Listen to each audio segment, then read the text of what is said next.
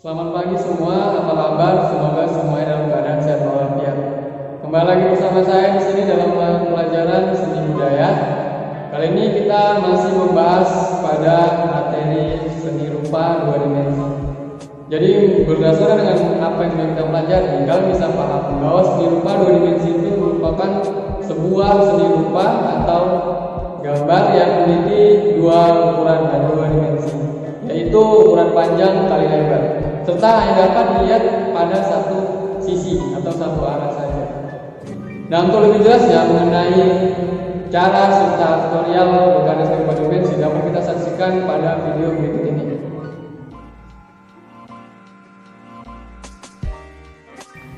Nah, kali ini kita masuk kepada pembahasan materi yaitu gambar ilustrasi. Sebelum masuk kepada pengertian gambar ilustrasi, kita akan membahas apa itu pengertian dari ilustrasi. Nah, ilustrasi diambil dari bahasa Latin yaitu illustrare, yang berarti menyalakan, membuat cahaya, atau menerangi. Hal ini diterangkan sebagai sesuatu yang menerangkan atau menjelaskan. Jadi ilustrasi tujuannya adalah menjelaskan sesuatu hal. Kemudian kita masuk kepada pengertian gambar ilustrasi. Nah, gambar sendiri kita sudah sama-sama tahu ya pada materi-materi sebelumnya.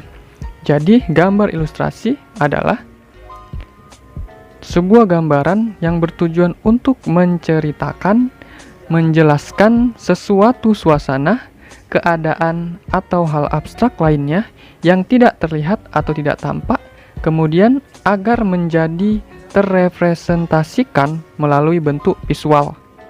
Jadi dari berupa narasi dirubah menjadi sebuah gambar, atau bentuk lisan atau tulisan diubah menjadi bentuk visual yang lebih mudah dipahami. Nah, itu tadi adalah pengertian dari gambar ilustrasi. Sekarang, sebelum masuk kepada jenis-jenis gambar ilustrasi, kita akan mengetahui dulu mengenai tujuan dari gambar ilustrasi. Tujuan dari gambar ilustrasi sendiri terdiri dari 6 tujuan. Yang pertama adalah untuk menjelaskan sebuah informasi, yaitu dari informasi yang berupa dari tulisan, cerpen, novel, dan juga narasi lainnya. Yang kedua, yaitu untuk memberikan hiasan atau variasi dari sebuah informasi yang ingin disampaikan. Yang ketiga, untuk memudahkan pencernaan atau mengkonsumsi sebuah informasi. Banyak sekali informasi yang sulit untuk dicerna manusia, kemudian dengan menampilkan visualnya yang lebih mudah dipahami, maka informasi itu akan lebih mudah untuk diterima. Yang keempat, untuk menghiasi suatu bentuk tulisan. Ini secara teknis, misalnya ada sebuah buku, kita butuh cover, yaitu covernya berisi gambar ilustrasi untuk membuat suatu tulisan itu lebih bernilai, atau pada setiap capture-nya. Kemudian yang kelima, yaitu untuk memancing imajinasi. Ada ilustrasi yang akan menimbulkan imajinasi kita terpancing, sehingga kita bisa membuat diri kita lebih kreatif untuk mengeluarkan imajinasi-imajinasi liar. Dan yang terakhir adalah yang keenam ya, yaitu untuk mempresentasikan bentuk visual dari hal-hal yang abstrak. Banyak sekali hal-hal yang abstrak, kemudian dengan digambar atau divisualisasikan dengan gambar ilustrasi, maka hal itu akan lebih mudah untuk dimengerti.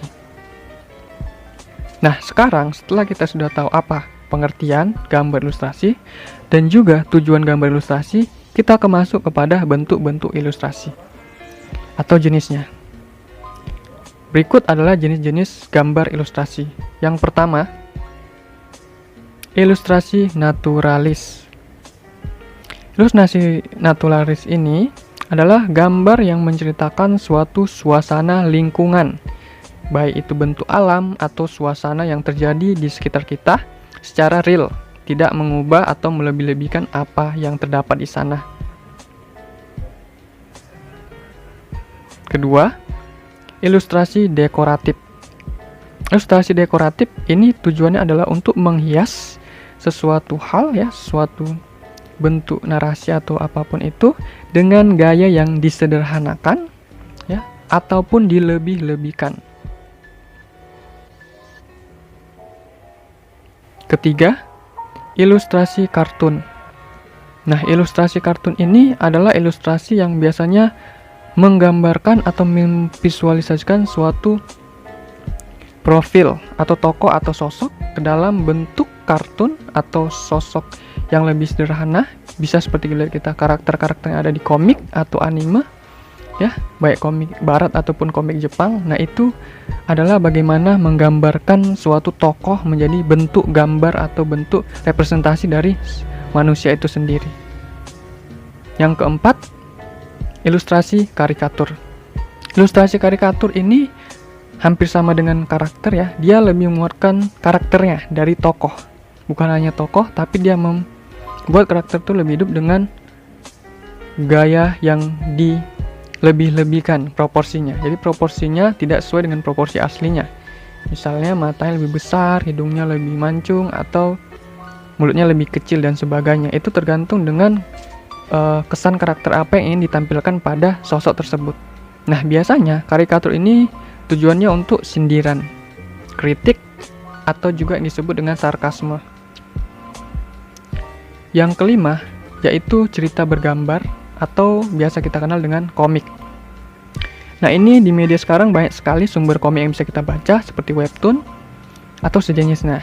Nah, komik sendiri ini berarti sebuah gambar yang lebih panjang atau menceritakan suatu narasi yang panjang, misalnya novel, cerpen, atau narasi-narasi panjang lainnya. Jadi biasanya komik terdiri dari beberapa panel dan akan ada banyak episode di sana. Jadi tidak hanya satu lembar aja, tapi ada banyak dan disertakan juga dengan teks singkat untuk memperjelas percakapan atau dialog dalam gambar ilustrasi tersebut. Misalnya seperti komik Jepang, manga, atau komik barat. Kemudian yang keenam, yaitu ilustrasi buku.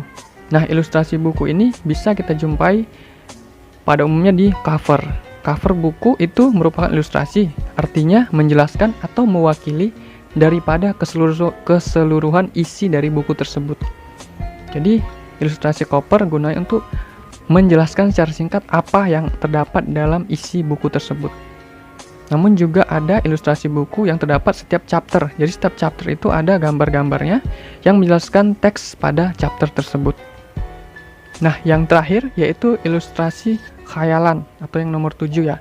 Ilustrasi khayalan atau fantasi. Di sini ilustrasinya lebih bebas, yaitu berdasarkan kepada imajinasi dari orang yang membuat ilustrasi tersebut. Misalnya membuat dunia fantasi atau membuat suasana yang sangat imajiner dan abstrak dan sulit untuk dilihat atau dibayangkan oleh orang-orang. Dan sifatnya bisa menjelaskan informasi atau hanya untuk sebagai referensi imajinasi secara subjektif. Nah, oke, itu tadi ketujuh dari jenis ilustrasi. Semoga dapat dipahami. Baik, itulah tadi penjelasan mengenai seni rupa dua dimensi. Nah, setelah kalian memahami dan melihat tutorial ataupun penjelasan dari video tadi, nah di sini kita akan lebih memahami tentang seni rupa dua dimensi. Nah, kira-kira apakah manfaat dari mempelajari seni rupa dua dimensi ini? Nah, adapun manfaatnya kita mempelajari dari seni dua dimensi ini yaitu kita lebih memahami dan bisa membedakan mana itu seni dua dimensi dan bagaimana cara kerja membuat atau berkarya seni rupa dua dimensi. Nah, jadi itu saja materi pembahasan kita pada hari ini. Nah, pesan Bapak, tetap jaga kesehatan, hindari suasana keramaian, dan selalu mengikuti protokol kesehatan. Oke, selamat pagi dan selamat beraktivitas.